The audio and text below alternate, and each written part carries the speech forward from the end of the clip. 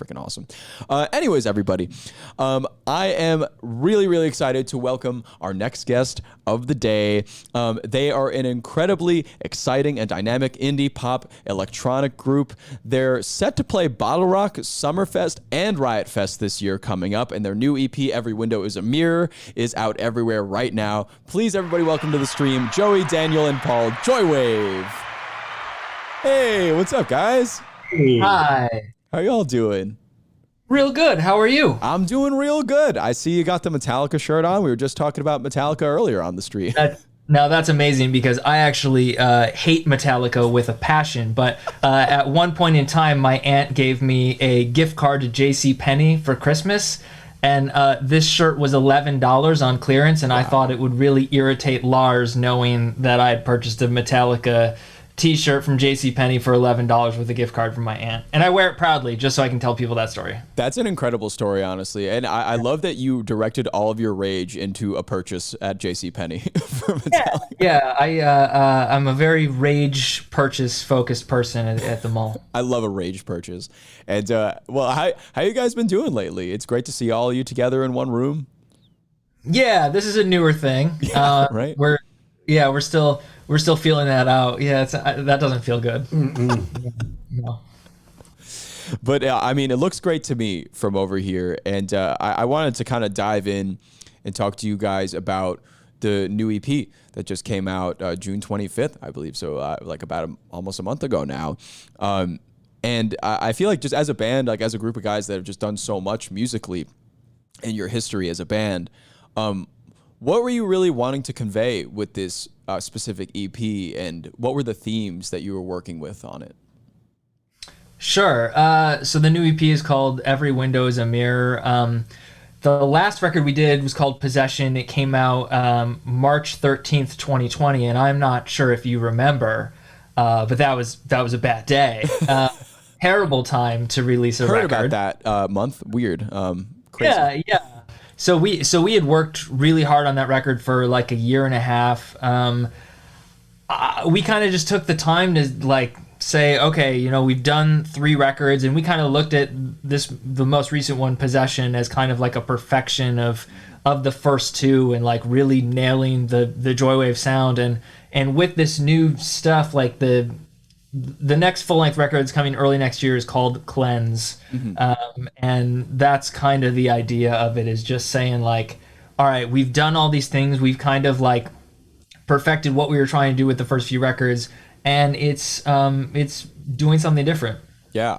And that's really cool. I feel like you guys have, since your first album came out in like maybe 2012, I feel like it's always been kind of something different. Whether it's been like changing up the genre a bit, changing up the synths, changing up things like that too. But how did you write music on this EP and the upcoming album, Cleanse, comparatively to the rest of your work? Did you have kind of a different approach when you sat down to write? Yeah, so the earliest stuff, like Coda Vista, that was our EP that came out in 2012, is kind of like me post-college in my parents' basement being like, wonder if this is going to work. And it's, a bunch of demos and then all of us playing together live. And kind of as the band goes, it becomes more of us like in the studio and working together. Like Possession, we were all there working on a record that was the first one we had done like that. And then this one was kind of, because of COVID, back to how it was before. Like it was me alone in the basement down here. Like Paul was able to come over for a couple days and play drums, and Joey and I communicated on Zoom, and he was tracking guitars remotely and sending me the parts. So it was weirdly, I mean, it does sound like our most like band live organic record, which is funny because it's probably the least like that. I remember there were a couple occasions when I would just set my iPhone up in my practice space at home, and I would just like send a 20-second clip to Dan and be like, I think this might work better, wow. Or like that. But it's so funny because like you said, we weren't in the same room together, so it was different. Yeah, it's pretty cool though that you were able to, even though like being so far away and like being in different places, being able to kind of connect and make it happen, I guess, in one of the more like organic sounding ways is really cool. And kind of talking about your writing process also through historically, has it been similar to that in terms of, does everybody have their kind of own lane that like, okay, like Paul's going to come up with the drum part and somebody's going to write the lyrics, and does everybody have their own part, or does it fluctuate continuously throughout? We're generally working off of demos that I do, and then so like I'm the primary songwriter, but then when we're listening to a demo, like I'm not a drummer, so I'll be like, Paul, this drum part that I programmed takes 4 arms to play, although it's bad, do a better version of that. Or the guitar part, like Joey would be like, what if we do this? And I think it's about working with the demo, but then people using their like talent. And like I'm the worst player in the band, so it's everyone taking things and being like, I think you meant this, and then I'm like, yeah, that's better. And then everyone kind of like elevating parts. That's awesome. Well, I mean, luckily, like Paul is probably part octopus, so he can grow 4 more arms and play whatever he needed to play. It sounds like, so that's great. That's great to know. Wish. Yeah, that'd be pretty cool. Yeah, Rock, dude. That'd be pretty sick. Suction on the sticks, they never fly away. Yeah, I'm thinking maybe metal Dr. Octopus arms, That's like a Mortal Kombat character right there. Man, and from here, I know Cleanse is coming pretty soon, but where did you really want to take your style next? Because again, like as I said at the top, I feel like you guys have done so much with your style and like cultivating it and changing it and like tweaking it every album. And where do you really want to go with it next? And what do you really see for yourselves as a band? I don't think that it was really like a conscious decision. Like it was kind of, usually we're working out of this pool of demos, right? And it like they accumulate over time, and then every year and a half or whatever, the tour cycle allows for a gap where it's like, okay, well, it's time to make a record. And we're like, okay, well, here's like the 20 or 30 things that we're working from. But this time, like we had just emptied the vault, right? Like Possession comes out in March 2020, and those songs are out, and then suddenly like the record cycle is over on day one. Yeah. And our whole tour's canceled. There's nothing else happening. So it was like, okay, I guess I was just writing songs this time to keep my sanity. Like we were on tour in Europe when COVID broke out. We flew back to the US on, I think, March 1st or March 2nd. And I remember the guy who used to be president, whatever his name was saying that on the we're checking at the border for temperatures and everything, and we come in, and like the border guard asks us one question. He says, "Have you been to Wuhan?" This is on like March 2nd. I'm like, no, and waiting for a follow-up question, and there is none. And I'm like, don't you have any other questions for me? He's like, no, come on in. And like half of Italy is like, infected at this point. Wow. So we got back and we were very concerned.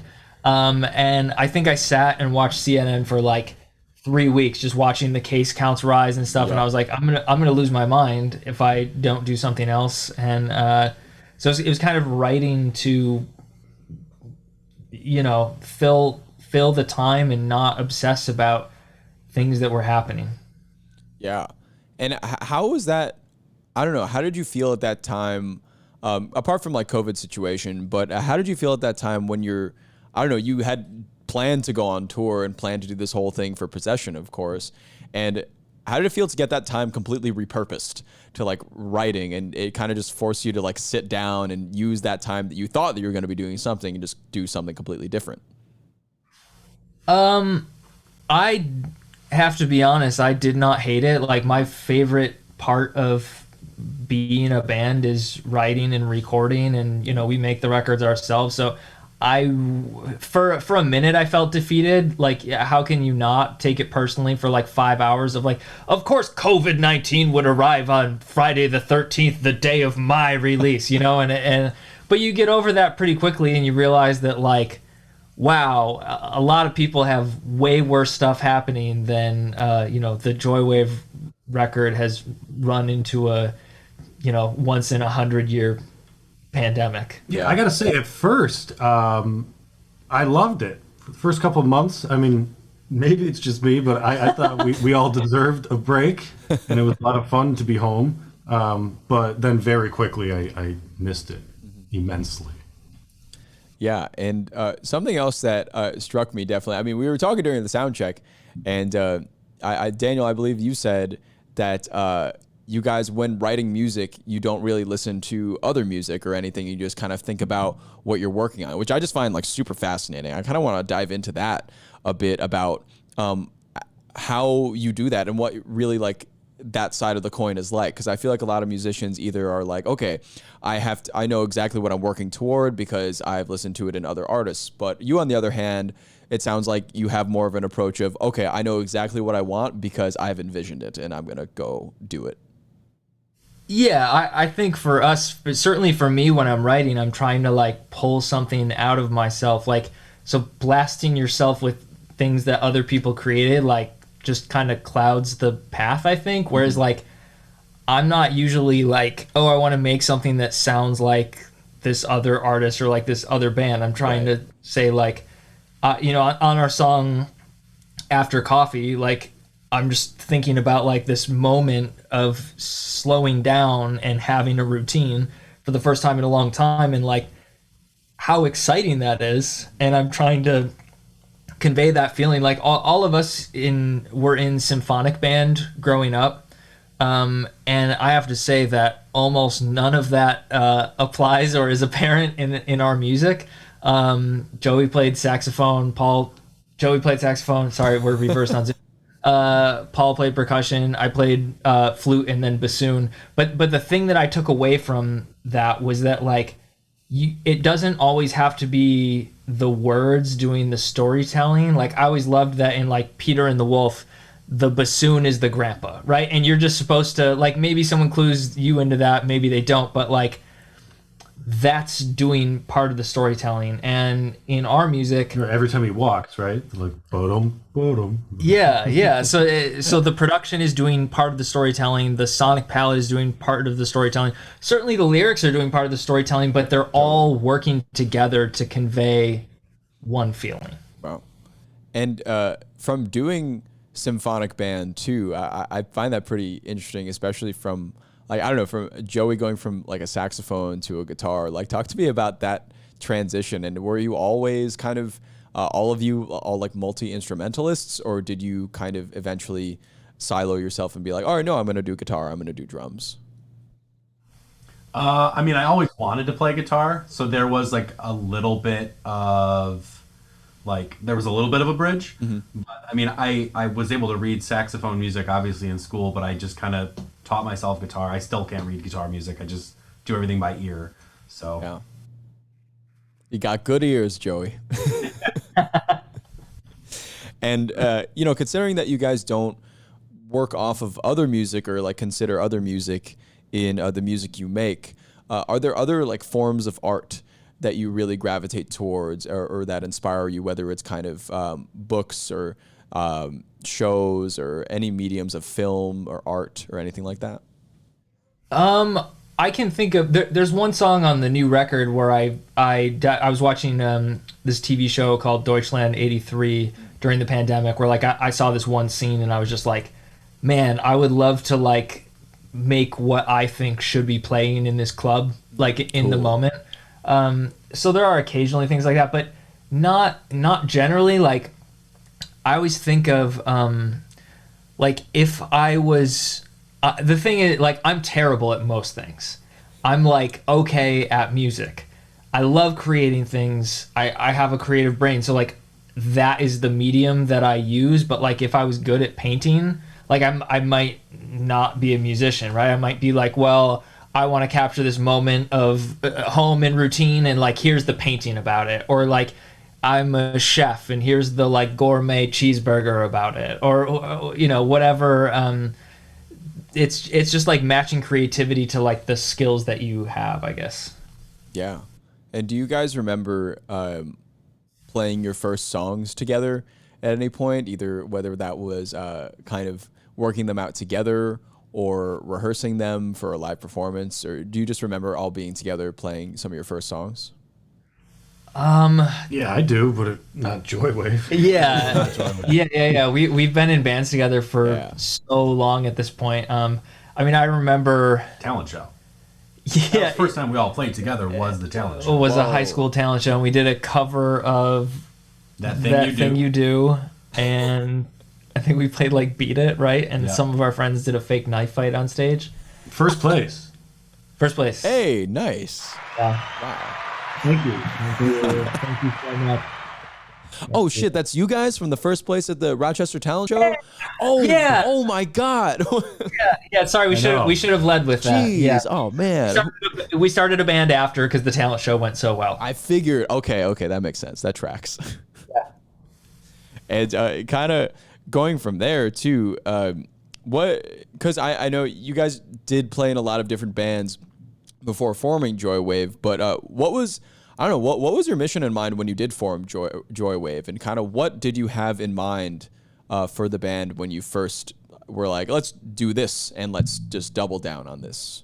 Yeah, that's a great question. So we had done like a couple local bands. We had like this like joke band, and then we had like a more serious band. But basically with Joywave, it was like the one band we were never successful outside of Rochester, but like we got to go on tour like one time, playing like empty clubs, and like record labels would like poke around and check in on us, that kind of stuff. And with Joywave, it was like I felt like genuinely we had failed and missed out, like that, like our chances of being successful at music were over. So the idea was, since we have failed, let's just do whatever we want. And basically the mission of Joywave will always be to make whatever music we want to make without any rules whenever we want to do it. And that way, like, since we have failed, we will at least be happy, right? Because like before, in previous bands, we would be like, you know, we would take into account like, well, this is working for this other band, or this is working wrong, for yeah. right, yeah. Why don't it work for this band? Why doesn't it work for us? And so we just got rid of all of that. And in getting rid of all of that, people started to show up and appreciate it. And we ended up just like making something that was authentically us, that it worked when we stopped worrying, I guess. Yeah. And how did you go about finding that sound, that just distinct sound for all of you? Because I think there is a specific kind of like indie plus electronic plus pop sound that I feel like really characterizes the band, and that's pretty unique to you guys. So how did you really just hammer that down and figure that out? I spent like a year in my parents' basement after one of our local bands had like failed, where I just kind of like wrote every single day. And I quit my job. I worked at Staples for like 6 years. Wow. Quit my job. I just like stayed in my childhood bedroom in my twin bed, and worked every day to like get better at production and music. And I don't know that, like, the thing that we've arrived at is just like, I think that the things that I want to make, that I pull out of myself, matched with my like whatever my skill set is just like kind of like, that's Joywave. And like, we're not gonna be like a jazz fusion band or anything, because like I can't do that. You know what I mean? That was my next idea. Like it's literally not like well, since we're so good and all things are possible, let's do this. It's just like, that's what comes out. So I think that's probably the thing that keeps Joywave like cohesive, is that like, even in us doing whatever we want to do whenever we want to do it and sticking to that mission, like, it's still just like, we're just doing us. Like Joey taught himself guitar. I taught myself guitar. Like, Right. we're not out here like, like, we get better, right? Like, we've been on tour for a bunch of years now. We're certainly better at it than we used to be. We're not like trying to be like, well, this is the idea of like classic good, or like, this is where we're trying to get to, like, Right. it's just using music to express, and like, that's the thing, matching with the creativity. As long as we're having fun. That's what it's all about, guys. Just here to have a good time. And soon we're going to open our restaurant and serve gourmet Joywave cheeseburgers. All this music stuff will be out the window. It'll be beautiful. And check out my paintings. Yes, this conversation will be dated as of next week. And I think one of the first things that caught me, at least, or one of the first times that I heard of Joywave was the Big Data song, Dangerous. I think that's kind of my first introduction to the band, as I assume like a lot of people's first introduction. What was it like back in the day working on that track? And also, did you kind of expect the, I don't know, how big it got and how it blew up and everything back in the day? Oh, very, very big. 1.5 times platinum big. Yeah, huge. Very exciting. Yes. But no, like, I had no idea. I mean, that was so like Joywave was kind of just, I guess we'd been a band for 2 or 3 years, and I was kind of, like I said, like resigned to failure, but like at the same time happy, right? Because like I was doing what I wanted to do, and I was not saying like, well, to be successful we have to do this. It was just like, we're just gonna make what we want and hang out. Yeah. So Big Data was this collaboration with my friend Alan, we're all Rochester, New York boys. My friend Alan lived in Brooklyn, and we kind of met through my manager, and he had done like a mix for us or something. We got along really well, and he was like, hey, what if we do this side project? And I was like, I don't have anything else to do on earth. Sure, let's do it. So we did like 4 songs as an EP together. Put out the first one. Dangerous was the second one. And then it was crazy. Like our song Tongues started to happen at the same exact time. So all of these record labels started calling about Dangerous, and other ones were calling about Tongues, and some were calling about Big Data, and some were calling about Joywave. And I was like, no one has ever liked anything that I've done. What's happening? And you know, I kind of, we have been together, the 3 of us playing together for so long, where it was just like there wasn't any question in my mind about what I wanted to do. So we ended up signing Joywave to one label, and I bowed out of Big Data, and Big Data became just the other guy, Alan, and it was retroactively entitled Joywave. No. Dangerous by Big Data featuring Joywave. Yes. Yeah. Right. Well, which is pretty cool, because I did track a lot of those early Big Data releases, and personally, like I played them a bunch. I like love those songs, and especially I think Dangerous is an incredible track. But catapulting off of that, I feel like you guys had a lot of your first big, huge like live shows around that time in like 2014, 2015, performances on Late Night. And I know you guys toured with the Killers for a bit. What was it like kind of getting in that mode of like, I feel like 2012, 2013, kind of starting out, like Joywave is picking up steam, and then you're all of a sudden, I feel like you're just on these huge tours now. What was that transition like for you guys? The Killers were definitely one of our favorite bands, and I mean that was a band for me where like growing up I was really into like Jimmy Eat World and Brand New and Saves the Day and stuff like that. And I remember I think I saw like the Killers on like Fuse or something, and like the Somebody Told Me video, and I was like, oh my god, what is this? Like synthesizers are really cool. And like my parents were like not big into music, and I didn't have any like older siblings to show me things that happened before I arrived at like music is cool. So like Seal to me was like the beginning of music. Nothing before that existed. So like, a band like that showed me like, oh wow, like New Order exists and this is amazing, and like all this new wave stuff is so cool, and I didn't know about it.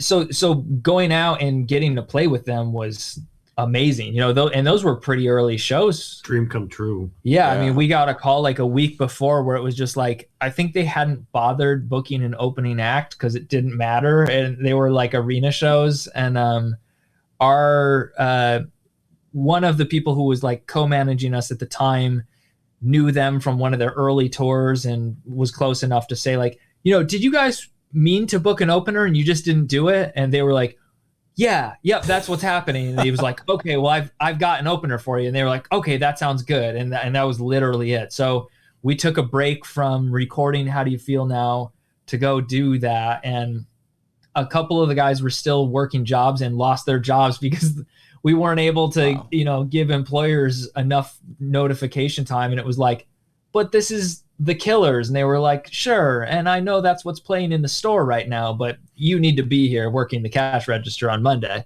And people got fired, but I think it was worth it. It was pretty cool. Yeah. It sounds like it was worth it. At least, I know you guys. So Yeah, there we go. Hell yeah. So around that time too, when you started doing those tours, and I know you guys toured still through like 2015, 2016, like a bunch. How did you find time to make new music in that time frame of touring and being consistently on the road? I kind of changed how I was working, I guess. There's the thing about how you like have your whole life to make your debut record. So the songs on How Do You Feel Now was like, all right, here's the best 12 songs I've written between 2010 and end of 2013 or 2014, right? And it's like there's like 75 demos or something, and they're all like pretty well done. And that's what we were working with, because I mean those were songs where I was like had a ton of time. No one was asking me about anything. I was working in Pro Tools and everything and kind of finishing things.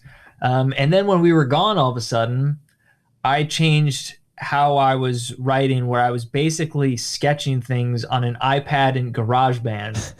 And I basically divorced the production process from the songwriting process, which was really interesting. I think that's one of the main differences between the first record, How Do You Feel Now, and the second record, Content. And I think the result is that Content, if you're listening to it, is a lot more consistent, because the production is all happening in one like 3 or 4 month window, even though the songs are, maybe written across a year and a half on the road, and me humming into like an ear pod into my iPad or something in a van at the time. But the actual creation we had for Content, we had the barn. Right. So we did have, at the end of the first record cycle, like 4 months to we rented this barn in upstate New York, and so awesome. And recorded there, and it was really fun. But now we do have to set aside time to record, because that was a little too much. But I think it's the thing where, like, when nobody has ever heard of you, you can go from tour to tour to tour to tour, right, opening constantly, and it doesn't matter. And now that some people like you do know who we are, we can go do a tour for 6 weeks of the US, but then it's like, okay, then we have time to record before you don't just do the right loop over and over and over. Right. And I feel like at least we've been seeing consistent releases from you guys all the time. I mean, even you talk about things like Swish.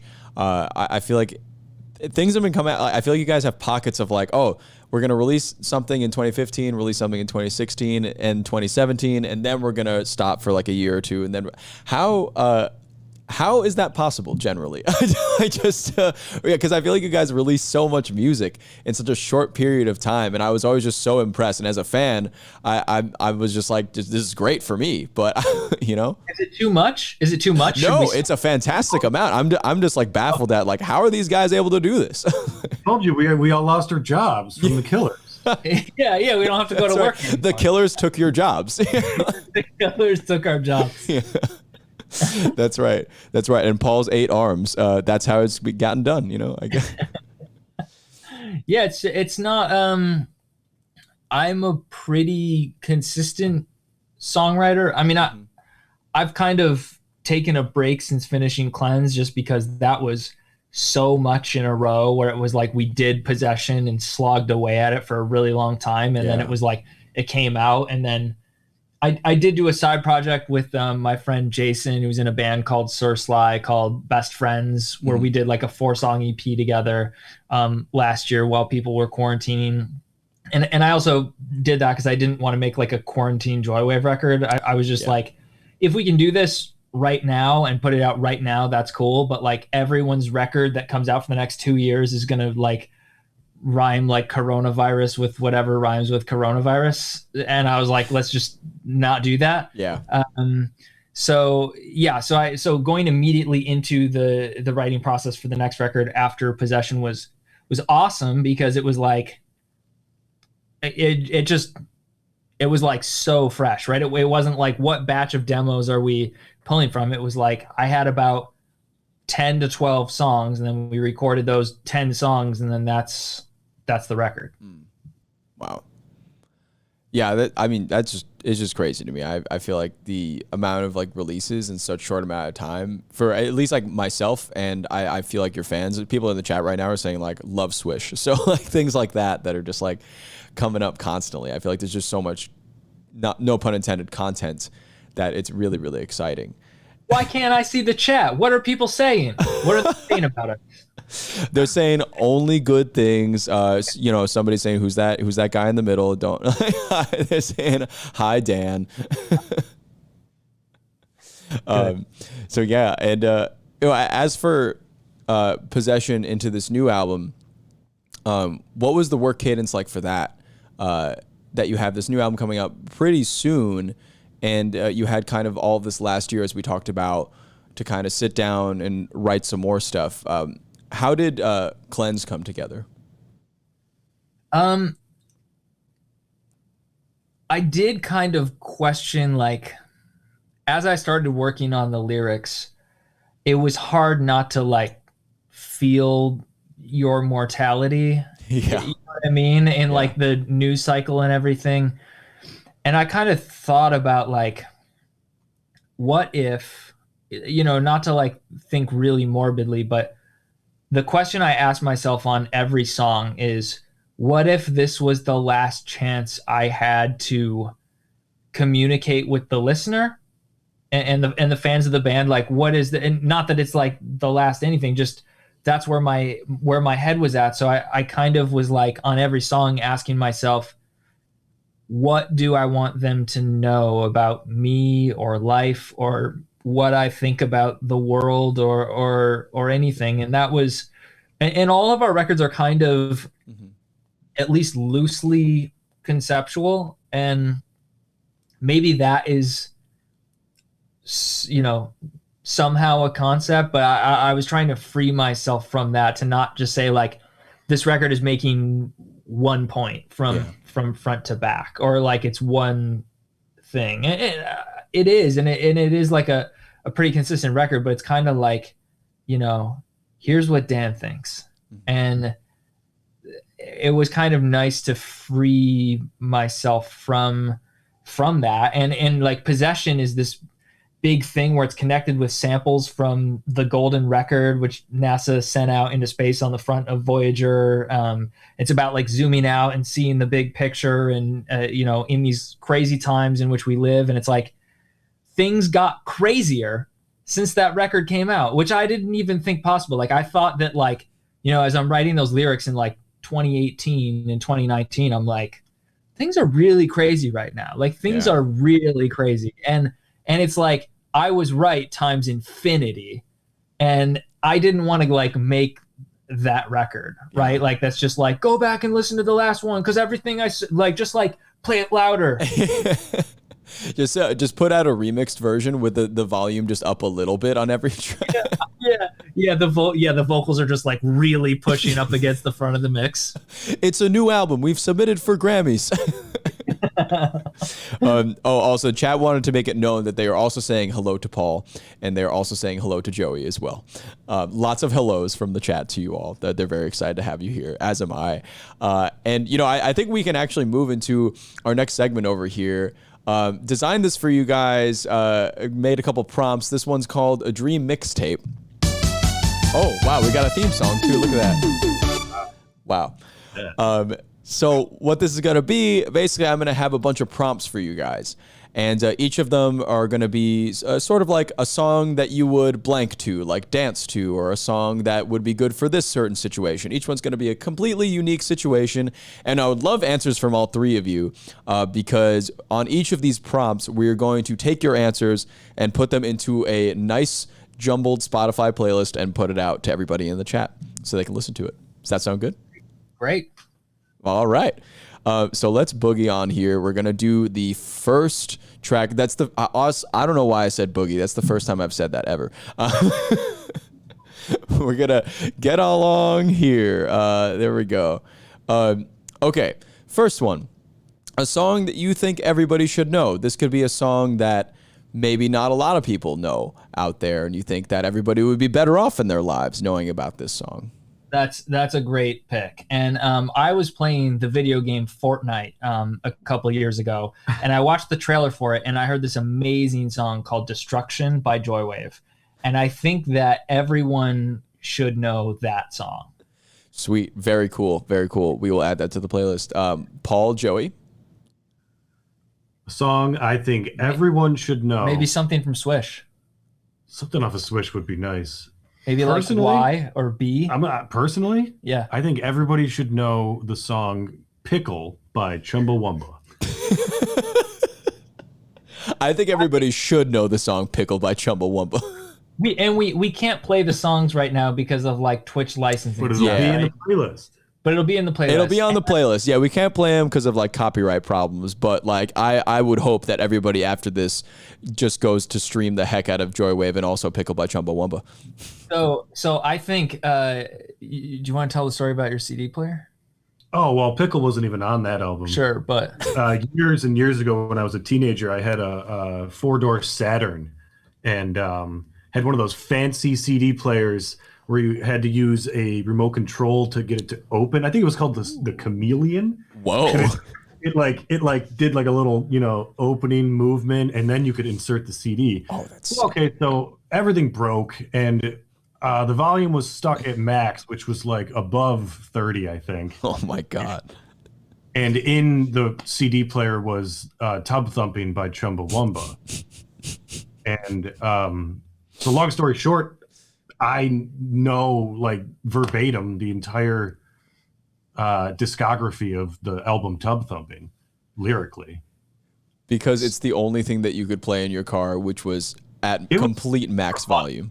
Yeah, for like 2 months until somebody finally ripped out the whole thing and just threw it out. But he couldn't he couldn't skip tracks. Yeah, I would have to apologize to people. He couldn't adjust the volume, so you get in his car and it's just blasting, and it's only Tub Thumper or Tub Thumping. That's the like third song or second song. It's only that one once in a while, right? He knows the whole album worth of songs on that album. He knows the deep cuts. So there was a time where one of the people who used to tour with us was like complaining that like Paul's music taste was from an earlier time, and like there's all this great new music you should check out. And he had it with this person, and he said, "You know what? I think you're right." He said, "I wonder what Chumbawamba has been up to," and played all the new Chumbawamba, which is how we arrived at Pickle, which is an amazing song. It's gorgeous. That I think, and Paul thinks, and I'm sure Joey thinks, everyone should know. Wow. That is an incredible story. It makes me think that if I played that album from Chumbawamba on kind of like a low volume, maybe like volume like 10 or something, that Paul would just find it completely unrecognizable. No, it would be more like a Telltale Heart situation. Go insane. Oh, God. And Joey, is there any song that you think everybody should know? I'll go the more traditional route here, and I'll go Everybody Wants to Rule the World by Tears for Fears. Oh, nice. I was just listening to that last weekend. Fantastic. Love that. It's one of those that everyone should know. Yep, I agree. And we can move through to the next prompt over here. Okay. A song that would play on all loudspeakers across the world if robots took over the world. I guess like when I was thinking of this one, I was thinking like big like world domination energy. Like what song like would just broadcast on every single speaker in every single home if you just had these robots that just decided to take over the world all of a sudden? Welcome to the Machine by Pink Floyd. Oh, That's a good one. Ooh, that's a really good one. something off a Swish, maybe? Oh, I would love a song off of Swish. Yes. Maybe like Why? Why by Joywave, I think. Yes, that's a good one. That's a really, really good one. I think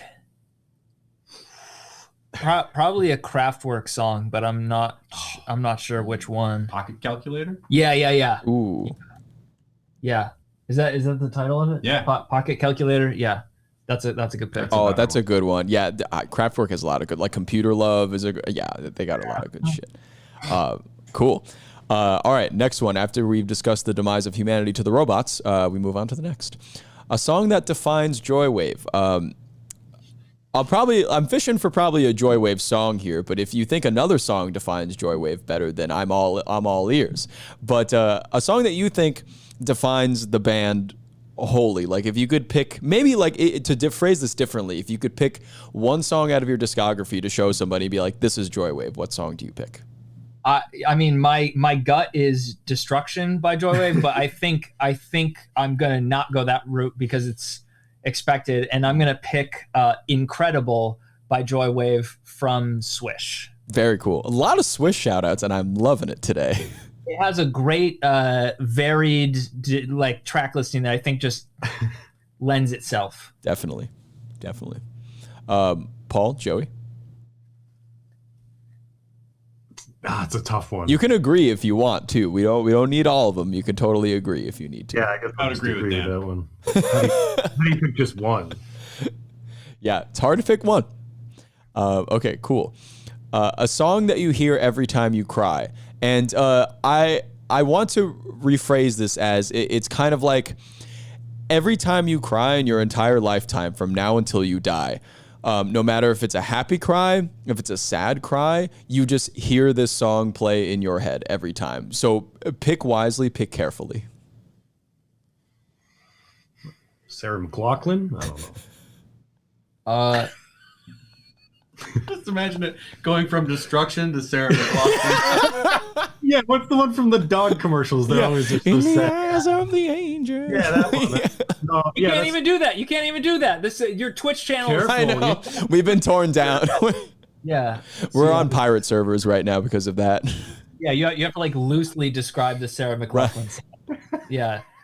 I have to actually use the Google Translate voice for anything that I do singing wise. I don't think you could even say the lyrics probably without violating some copyright. You probably have to like move around the general idea of the Yes. song. You know the one. Angels' eyes. It's in them. Yeah. Yes, the heavenly bodies with the water falling from their faces. This is gonna be such a good playlist.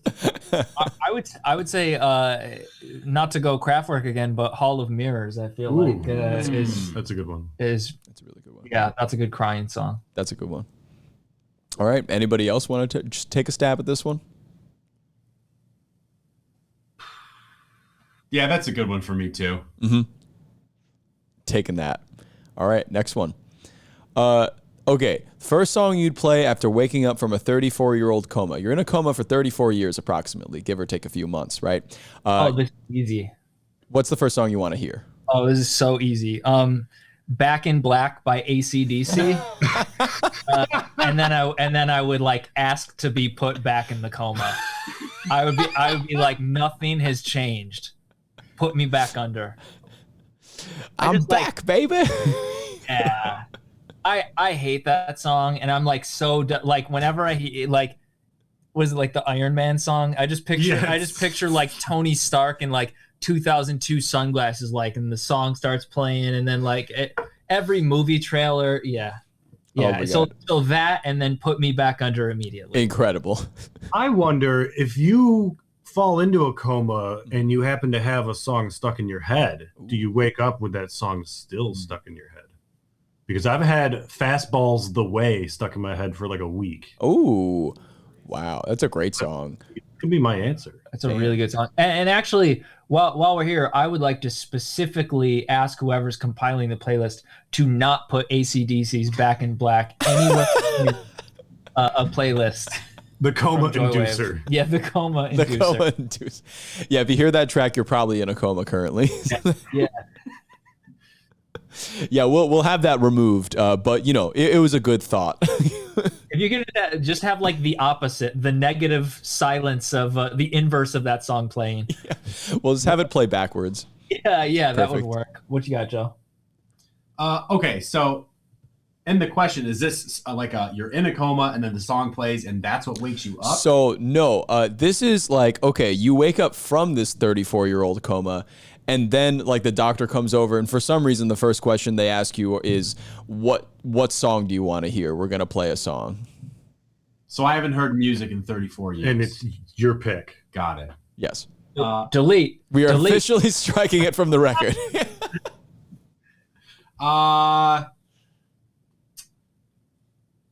Probably I would go Mama by Genesis. Oh, that's a good one. Picture playing, and then like as the build goes, then I'm like ripping out all the the life support things keeping me alive and You're stuff. not supposed to do that. As like the drums come in, and then I prematurely do that and I fall back into the coma. So lots of going back into the coma. We really love this coma. Yeah. Seems comfy. Yeah. It's I'm nice. just picturing you like with like your whole body shaved and you're ripping out like the Matrix plugs. Yeah. Like while that plays. Yeah.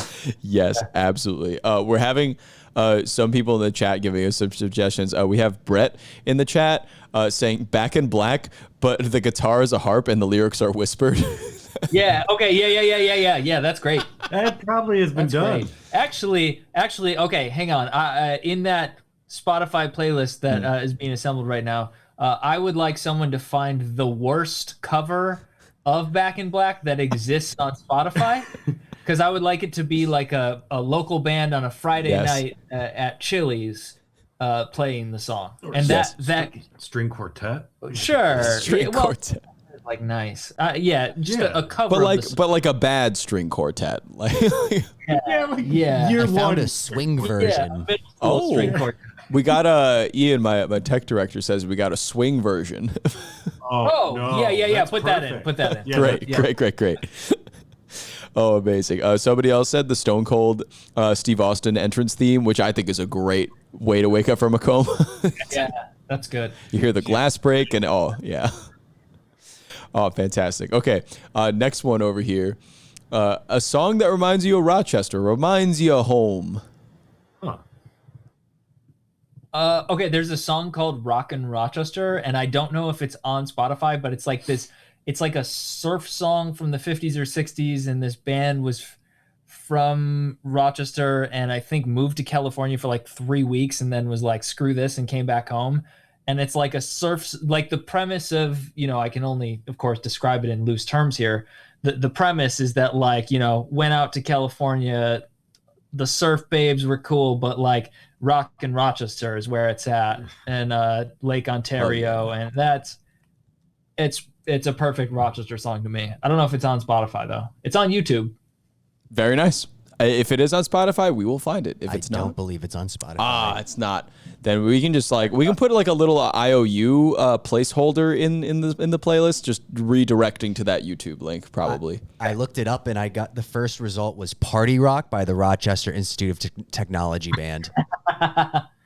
Yeah, it's definitely, that makes me think of Rochester. I'm going to add it. I love that. We're adding it in. Okay.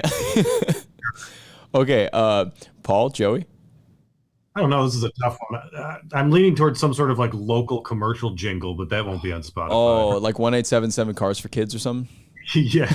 I think they have the Home Depot theme song on Spotify. Why don't They you put do, that in? and it Yeah. bangs, dude. It's a great track.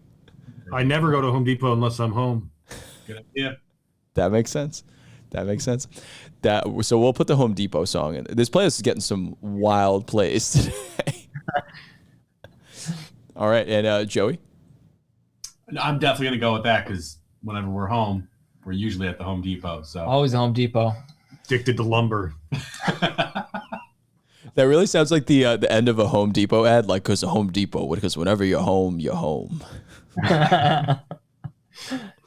Oh, that's fantastic. Okay, great. Well, I mean, that's the end of our mixtape. So we got that playlist all squared away. It's a good one. We're gonna be dropping it in the chat once we finish getting it together for all the fans and everything. But after that, before we go, just a few more things I wanted to chat with you guys about, because I know, first of all, you got a bunch of shows coming up. You're gonna be playing Bottle Rock, Summerfest, and Riot Fest, all in September. Hopefully, yes.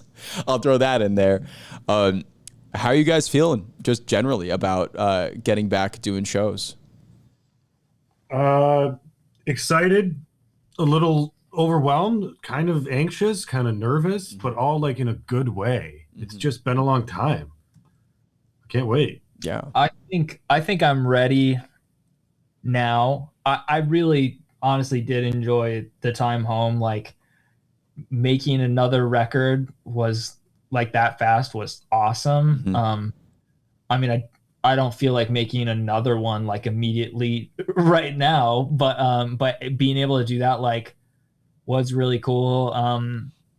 I have like always wanted to have time to produce and like co-write with other artists. And I was able to do that a bunch during the pandemic, especially because I live in Rochester and all this stuff happened on Zoom and virtually those things were happening. So I got invited instead of, is Dan around for this thing? And the answer is no, he's playing in Cincinnati that night. Wow. Yeah, makes sense. And, considering that your first shows back are at these like massive festivals too, and like all pretty close to each other. Do you have, or have you been planning a set list, or do you have one planned out yet? And if so, what are you thinking of doing? Not to ask you the specific set list, because I like a good surprise, but it's right over here. It's in the other window, and I can't turn the screen around to show you to put one on top of the other. But I think it's gonna be. It's a little bit weird because once we for the festivals, I mean, it'll be a festival set, but the headline tour, whenever we're able to finally do that, it's like when we get back out there, our catalog will be twice as big as the last time we played a show. Yeah, that's true. And we're not going to have enough time. And I think we've had, we were already struggling with like, what do we want to play live? Because one time I went to see Paul McCartney, and he played for 3.5 hours, and he was in the Beatles, and I was like, this is way too long. Please stop. And I don't like long concerts. I don't want to agree. Yes. 3-hour Joywave set. So I think, it'll be like an hour and 15 or an hour and a half or something, but just like a lot's going to get left out. And we have now, like, I think we have 10 top 40 alternative songs. So like, you're like kind of obligated to play the ones that did well, and then you bring in the other ones. But I don't know if we're even going to be able to do all those anymore, Yeah. And kind of where do you stand in terms of like playing newer stuff like from Possession and from Cleanse versus older stuff from back in the day? Do you kind of want to do an amalgamation of both? And we talked about it a little a second ago with putting like hits in or so and kind of working those in together. But do you plan to make it kind of like a marriage of old and new, or do you want to do a lot of new material? Because I mean, you guys have been kind of chomping at the bit to play that stuff, I bet. Yeah, I think that like, I think of writing, recording, and making a release, like that to me is art. Where I'm like, this is this thing, this is my vision, this is the statement, here it is. The live show is entertainment. Like, I hope that people have a great time. Like, our records aren't like overtly funny, but if you go to our show, like, we like to joke around and like we like to play tricks on the audience sometimes. Like there was a time period where we had audio books as the house music for the whole night before we went that on. That was my favorite. There was so we had isolated vocal stems, so it was like my just God. the vocal of like System of a Down songs where people would, like, so it'd be like silence and then it'd be like, wake up, I can't. You know, that's hilarious. one about the man who's angry who he lost his keys. That song. Oh yeah, the chop suey. But yeah, so that I want people to have a great time, and one of the nice things about the streaming era is that we don't have to guess what people are listening to. I can tell you what people are listening to in the past 24 hours, which is pretty cool. So it'll be a mix of what we want to do and what people want from us, but I think that we're going to have the best time if people are having the best time, like the energy back and forth. Yeah, absolutely. And even talking about things that you guys have been doing too, every question has an answer. A new like your series that you've been putting out on socials. Talk to me about like the idea behind that, how that kind of came together, and what made you guys just decide to run with that. Well, we did this Instagram show a bunch of years ago now called Coffee with Joywave, and it was right when Instagram started having video on their platform, but it was limited to 15 seconds. So we were like, wouldn't it be funny to do an interview show inside of 15 seconds with a long intro? And we would have a guest, but we would always run out of time for the guest to say anything. And then over time, Instagram had like 60 seconds and 3 minutes. And we were like, this isn't fun anymore. Right. You know, the gag of the platform is gone, but people have always really enjoyed that. And also like the profile of the band has grown so much since then, where we were like, maybe we should do a new interview show, and it's like virtually based, and you know, we can get to all sorts of people now that we couldn't get to before. So yeah, it's called Every Question Has an Answer. It's an interview show. I'm the host. I mean, you never know who's going to pop up. I mean, we had Paul was our first guest. Wow. Like, how did you get him, right?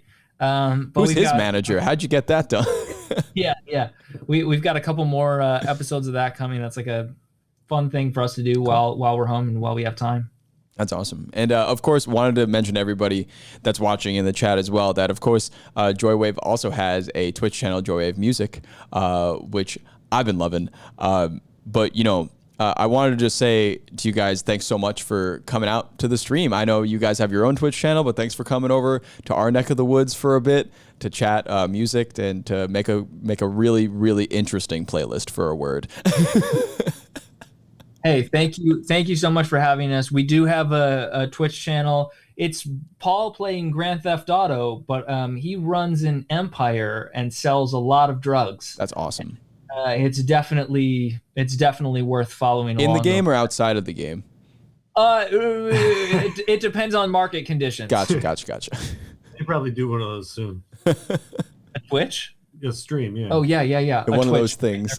I'm gonna go do a Twitch. Yeah. Do a Twitch. Do the Twitch. But guys, it was such a pleasure having you out, and good luck with all the shows coming up and the album release that's impending. Just wish you all the best, and I hope to have you back sometime soon. Awesome. Thank you so much. Thanks for having us.